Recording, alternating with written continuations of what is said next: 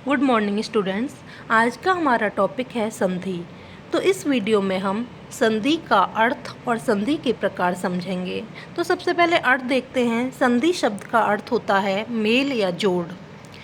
तो जब हम दो निकटवर्ती, समीपवर्ती या पास के वर्णों को परस्पर मिलाते हैं या आपस में जोड़ देते हैं तो वह संधि कहलाता है। यह संधि संस्कृत, हिंदी, इंग्लिश और अन्य लैंग्वेजेस में भी देखने को मिलती है। ठीक है, यहाँ पे उदाहरण भी दिया गया है। देव धन इंद्र देवेंद्र हो गया। तो ये जो धन है इसको मैं प्लस कहूँगी, जिससे कि आप क्लियर समझ सकते हैं। ठीक है, तो देव प्लस इंद्र। देव शब्द का अपना एक अलग अर्थ है, इंद्र शब्द का अपना एक अलग अर्थ है, लेकिन जब हमने इन दोनों शब्दों को मिलाया तो इसका एक तीसरा अर्थ शब्द बना देवेंद्र, और उस शब्द का एक अपना अलग अर्थ है। उसी प्रकार भानु प्लस उदय भानुदय बन गया।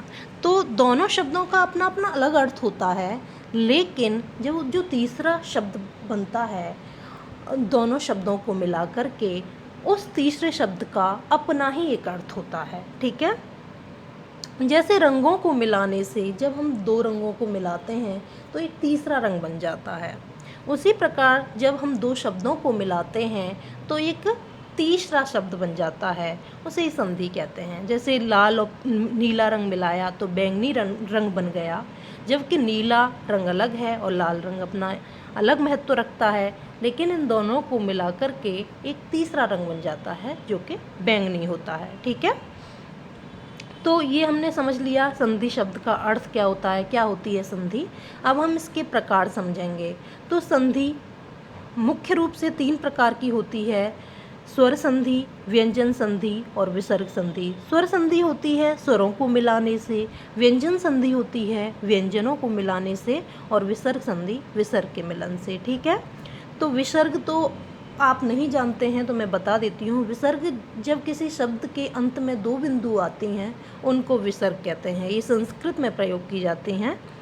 और ये जो स्वर और व्यंजन हैं इनको सभी जानते हैं, लेकिन अगर फिर भी कोई डाउट है तो कमेंट करके, वीडियो के नीचे कमेंट करके पूछ सकते हैं, जिससे कि मैं इनका एक अलग वीडियो बना करके समझा सकूं। ठीक है, तो इसमें सबसे पहली संधि है स्वर संधि। तो स्वर संधि को पहले देख लेते हैं।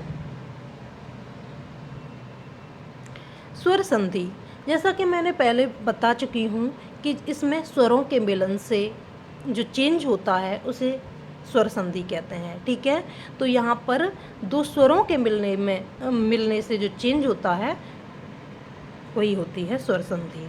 तो इसमें आप उदाहरण दिया गया है कि विद्या प्लस आलय।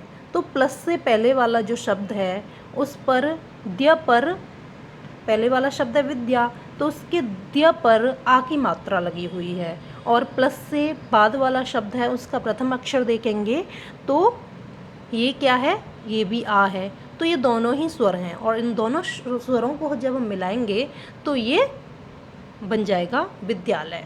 ठीक है, तो स्वर संधि में क्या होना चाहिए कि जो प्लस का जो दिख रहा है सिंबल, उसको उससे पहले वाला जो शब्द है उसका अंतिम अक्षर स्वर होना चाहिए, और प्लस के बाद वाला जो शब्द है उसका प्रथम अक्षर स्वर होना चाहिए।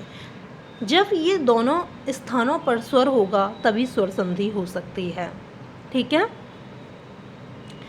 तो आप देखते हैं कि जब संधि होती है तो एक शब्द प्लस से पहले लिखा होता है, एक प्लस के बाद में लिखा होता है।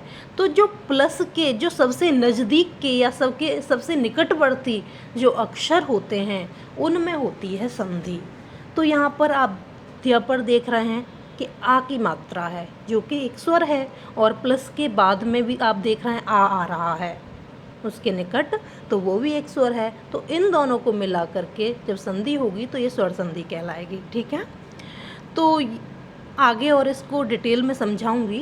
पहले हम देख लेते हैं कि स्वर संधि कितने प्रकार की होती है। तो स्वर संधि 5 प्रकार की होती है: दीर्घ संधि, गुण संधि, वृद्धि संधि, यण संधि और अयाधि संधि। तो इन सारी संधियों को मैं एक एक करके अलग अलग वीडियो में क्लियर करके समझाऊंगी। लेकिन आज की वीडियो में सिर्फ इतना ही। फिर मिलते हैं नेक्स्ट वीडियो में, तब तक के लिए नमस्कार।